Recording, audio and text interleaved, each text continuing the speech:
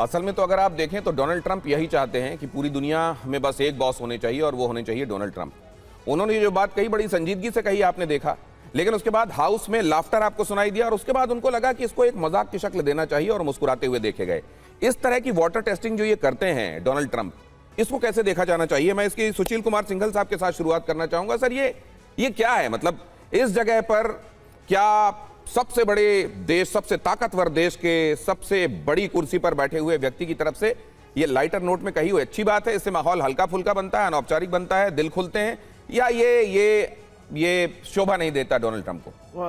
बात क्या है कि दिनेश की प्रेसिडेंट जो ट्रंप बिहेव करते हैं जिस तरीके से, वो जो ना बोलें वो अच्छा है, जो बोलें वो अच्छा है। तो उन्होंने उनके अपनी इच्छा जो अपनी तो ये है उनकी हमेशा की, जैसा आपने सही कहा, कि दुनिया उनको बॉस माने और कहें कि प्रेसिडेंट ट्रंप से बढ़िया प्रेसिडेंट दुनिया में कोई नहीं हुआ, ना आगे कभी होगा।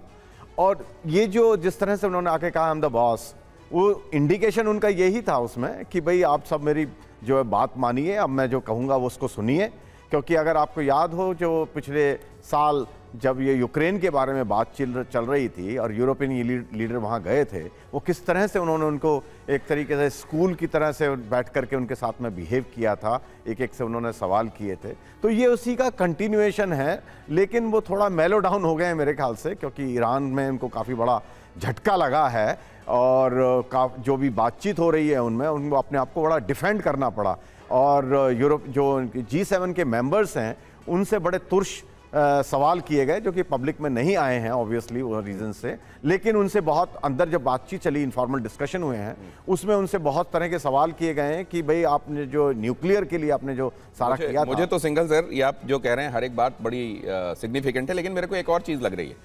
जिस तरीके जो वेनेजुएला में इन्होंने किया, ग्रीनलैंड को लेकर जो बातें कहीं, या अभी ईरान को लेकर इनका जो कैंपेन था,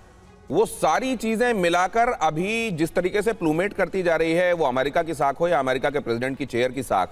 मुझको लगता है वो रिट्रेट करना पड़ रहा है जो इसकी जरूरत नहीं थी। और वो ये देखने की कोशिश कर रहे हैं कि इसमें रिएक्शंस मिलते क्या हैं, क्या इसको संजीदगी से देखा जाता है, इसको हंसी में उड़ा दिया जाता है, या इसमें, क्योंकि मुझे नहीं लगता डोनाल्ड ट्रंप जो कुछ भी कर रहे हैं, वो दुनिया में बहुत सारे लोग हैं जो ये कहने वाले हैं कि लगता है कई बार सिर फिरे हैं, लेकिन मुझे लगता है कि हर चीज बड़े ध्यान से वो कर रहे हैं। भरत बराई साहब हमारे साथ जुड़े हुए हैं। भरत बराई सर, ये नॉन सिग्निफिकेंट बात है या इसके कुछ नुआंसेस है जो समझने चाहिए? I am the boss. देखो, आप ऐसे तो लाइटर नोट में लेना चाहिए, क्योंकि अमेरिका का प्रेसिडेंट है, अपने बॉस हैं, लेकिन आर्थिक एंगल से आप देखें कि G7 में जो J6 देश है अमेरिका के सिवाय, उनकी टोटल जीडीपी है $21 ट्रिलियन। अमेरिका की जीडीपी है $31 ट्रिलियन। तो वो बोल सकते हैं कि आप 6 देश हैं, उससे 50% ज़्यादा सिर्फ अमेरिका की जीडीपी है। लेकिन वो तो आर्थिक एंगल से हम बोल सकते हैं, लेकिन उसको आदत है कभी कभी ज़्यादा बोलने की, तो ये लाइट नोट में बोले या ज़्यादा बोले और मैं बॉस हूँ, I think it should be taken in light note. तो सर फिर मतलब फिर G20 ये बताए कि we are the boss so far as G7 is concern, या फिर ब्रिक्स अब ये बताने लगे कि हमारी इकोनॉमी देख लीजिए किस रफ्तार से बढ़ रही है, वो ये बताने लगे कि अब देखिए कंपेयर कीजिए इसको G7 के साथ, तो हम इस समय बॉस वाली सिचुएशन में क्या हैसियत को इस तरीके से फ्लॉन्ट। और दूसरा जो कहा जाता है मतलब it is not good to blow one's own trumpet, क्या डोनाल्ड ट्रंप ये एक नया इतिहास बनाने वाले हैं कि अपनी दुंदुभी खुद बजाओ, खुद ही अपनी ट्रम्पेट बजाओ, और ये डोनाल्ड ट्रंप इसका एक तरीके से